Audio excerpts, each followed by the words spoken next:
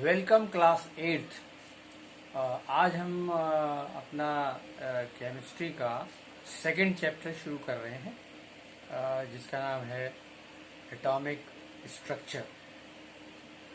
हमने atomic structure के बारे में पहले हम एटम के बारे में थोड़ा सा बता दें। हमने इससे पहले जब मैटर पढ़ा था तो मैटर में हमने कहा था कि मैटर बहुत सारे टाइनी पार्टिकल से मिलकर बना। ये बहुत बाद की बात लोगों की समझ में आई।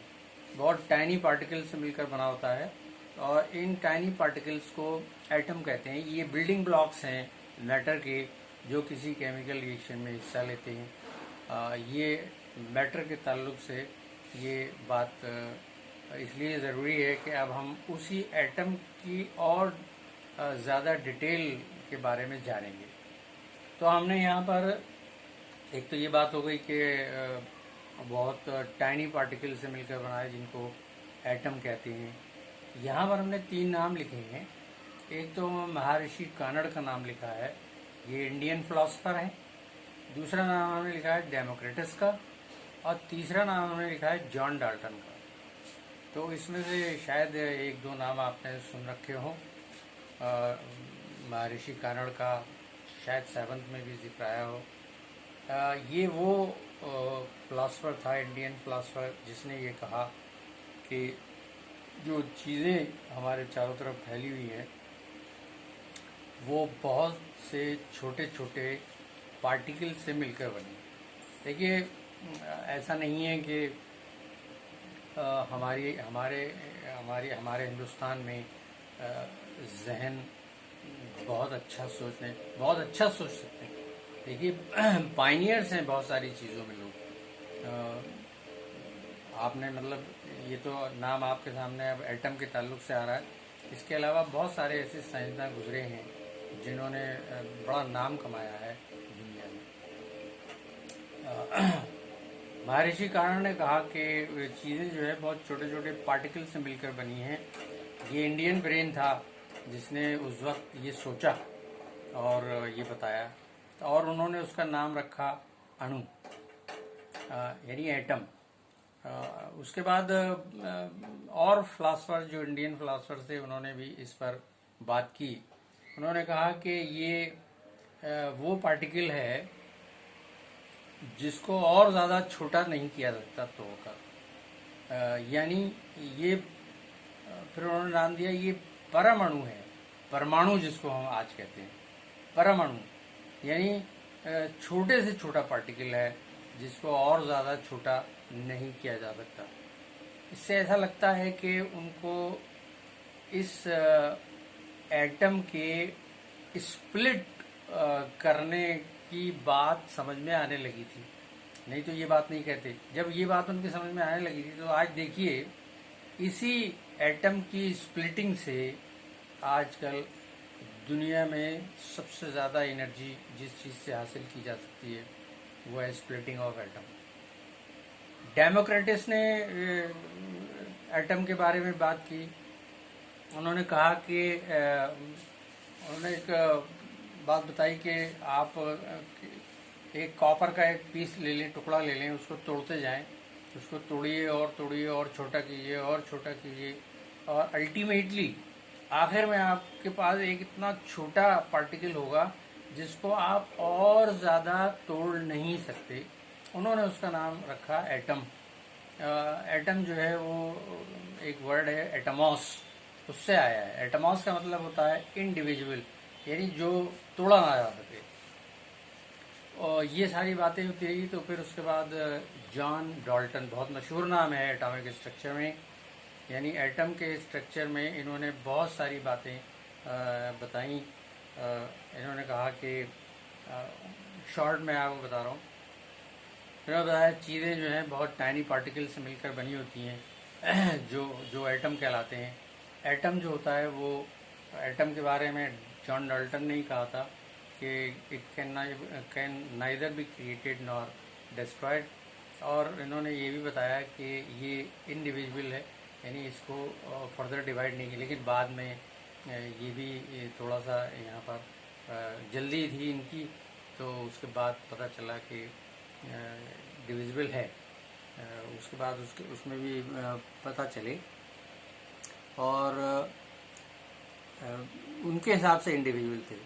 और उन्होंने एक बात ये बताई कि किसी भी मैटर में कोई ख़ास एलिमेंट अगर आपके पास है तो उसमें तमाम एटम्स जो हैं वो एक से होंगे, सिमिलर होंगे, लाइक एटम्स होंगे। लेकिन उन्होंने ये बताया, लेकिन अगर कोई दूसरा एलिमेंट है तो उसके एटम्स जो हैं किसी दूसरे एलिमेंट के एटम से मिलते जुलते नहीं होंगे। यानी ये बड़ी बात थी। कुछ चीज़ें ऐसी होती हैं जो ऐसे आमतौर पे दिखाई नहीं देती, लेकिन सोच जो है वो गॉड गिफ्टेड है। तो उन्होंने बहरहाल इतना सोचा, बिल्कुल सही सोचा। आज हम जानते हैं कि जो ऑक्सीजन का एटम है वो नाइट्रोजन के एटम से मुख्तलिफ होता है बनावट में, स्ट्रक्चर में, उसमें और क्या चीज़ें होती हैं ये भी और आगे बढ़ेंगे। तो उन्होंने बहुत अच्छा कहा। और उन्होंने ये भी कहा कि एटम्स जो हैं वो मिलकर एक ग्रुप बनाते हैं, और उसी का नाम हम आज मॉलिक्यूल के नाम से जानते हैं। और ये भी कहा कि किसी पर्टिकुलर सब्सटेंस में एटम, और आज हमें ये पता चल पाया, आज हम इस बात को जान पाए हैं कि एटम जो है हाइड्रोजन को छोड़ देंगे तो एटम जो है सिंगली एग्जिस्ट नहीं करते। अकेला एटम नहीं मिलेगा आपको, they always found in groups, और उन्हीं ग्रुप्स को मॉलिक्यूल कहते हैं। किसी भी एलिमेंट में उसके मॉलिक्यूल्स ही उसको रिप्रेजेंट करते हैं। तो हालांकि ये भी दिखाई नहीं देते, लेकिन ये एक से ज़्यादा एटम के ग्रुप होते हैं। जैसे हम लिखते हैं O2 ऑक्सीजन,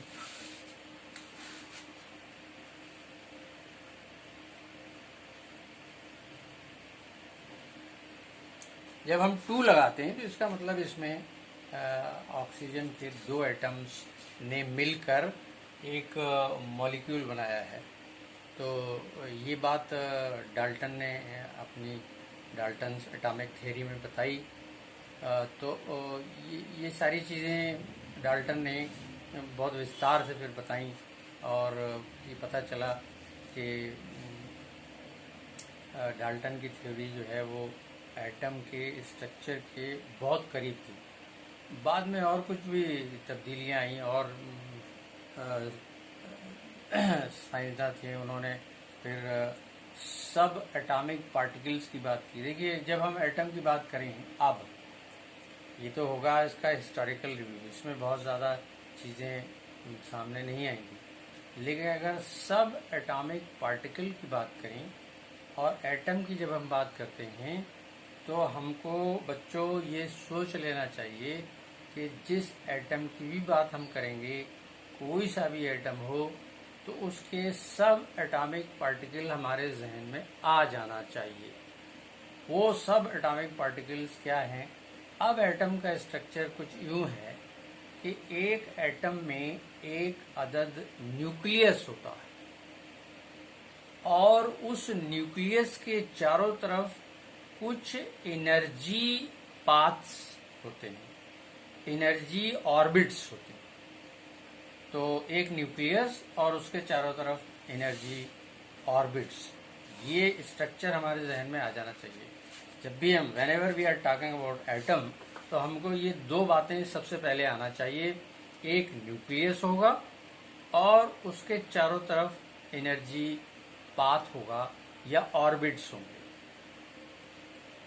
तो इनमें क्या होगा? तो न्यूक्लियस के बारे में ये जानिए, इतना ही आज देखेंगे सब एटॉमिक पार्टिकल्स के बारे में, कि न्यूक्लियस में भी कुछ होगा, और वो होगा एक प्रोटॉन, और न्यूक्लियस में होगा एक न्यूट्रॉन। एक नहीं, मतलब मेरा कहने का प्रोटॉन होंगे, न्यूट्रॉन होंगे, और बाहर जो ऑर्बिट्स हैं, जो एनर्जी पाथ्स हैं, उन पाथ्स में एक तीसरा सब एटॉमिक पार्टिकल होगा, उसको इलेक्ट्रॉन कहते हैं। यानी अब जब एटम की बात होगी या जब भी हो, तो हमारे जहन में 3 बातें आ जाना चाहिए। एटम में एक न्यूक्लियस, न्यूक्लियस के अंदर एक प्रोटॉन, मतलब एक प्रोटॉन से मतलब न्यूक्लियस के अंदर प्रोटॉन जिस पर पॉजिटिव चार्ज होगा, एक न्यूट्रॉन जिस पर कोई चार्ज नहीं होगा, और न्यूक्लियस के बाहर एनर्जी पाथ या ऑर्बिट, या दूसरे लफ्जों में हम कहें शेल, एनर्जी शेल्स, उन शेल्स में चल फिर रहे होंगे इलेक्ट्रॉन जिन पर निगेटिव चार्ज होगा। तो निगेटिव चार्ज न्यूक्लियस के बाहर, पॉजिटिव चार्ज न्यूक्लियस के अंदर। न्यूक्लियस के बाहर इलेक्ट्रॉन नेगेटिवली चार्ज्ड, न्यूक्लियस के बाहर इलेक्ट्रॉन, न्यूक्लियस के अंदर पॉजिटिवली चार्ज प्रोटॉन्स, और एक ऐसे सब एटॉमिक पार्टिकल जिनको न्यूट्रॉन कहते हैं, जिन पर कोई चार्ज नहीं। और ये भी अभी समझ लें कि बाहर का इलेक्ट्रॉन का चार्ज अंदर के प्रोटॉन के चार्ज के बराबर होगा। तो इसमें फिर हम नंबर की बात कर लेते हैं अभी थोड़ा। अगर बाहर 2 इलेक्ट्रॉन हैं तो अंदर भी 2 प्रोटॉन होंगे न्यूक्लियस में, और इसीलिए इनको कहा जाता है कि ये जब नेगेटिव चार्ज और पॉजिटिव चार्ज बराबर हो गया तो फिर हम ये कहते हैं कि ये इलेक्ट्रिकल चार्ज इस पर कोई नहीं होगा। दोनों चार्ज जब बराबर हैं तो फिर एटम जो होंगे वो न्यूट्रल होंगे। हालांकि इस पे पॉजिटिव चार्ज भी है और निगेटिव चार्ज भी है। Positive charge in the form of proton inside the nucleus, और negative charge outside the nucleus in the energy shells. और जब ये पॉजिटिव चार्ज या निगेटिव चार्ज घटता बढ़ता है, यानी इसमें से कोई एक ज़्यादा हो जाए, एक कम हो जाए, मान लीजिए बाहर के इलेक्ट्रॉन ज़्यादा हो जाएं, तो फिर ये निगेटिवली चार्ज्ड आयन कहलाएगा। और अगर प्रोटॉन की तादाद बढ़ जाए तो ये पॉजिटिवली चार्ज आयन कहलाएगा।